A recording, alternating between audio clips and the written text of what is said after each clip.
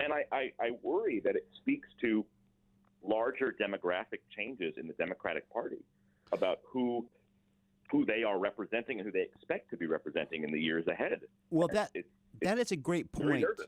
That is a great point, John. And here's something you hear a lot. You keep hearing from the media that the Democrats need to change, what they're talking about, get back to XYZ. The problem is they're beholden to these 25% of the public who think this guy should be here legally, who think it's okay to transgender kids under the age of 18. That's not going to change, and they control the party. Well, Am I but wrong? How far were they from accomplishing what politicians of their ilk in Britain have done with changing that? Right. Mohammed now the #1 baby name in New York City also. Yeah. Great. Doesn't that make you feel great? Yeah. But the country's really going in the right direction.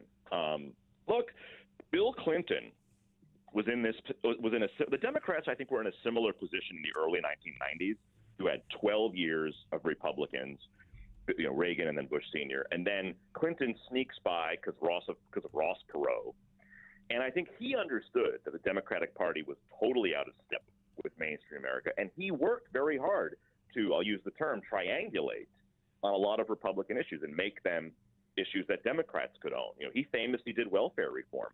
Bill Clinton famously passed a buyout of federal workers, which never gets talked about anymore. But he had his own Doge.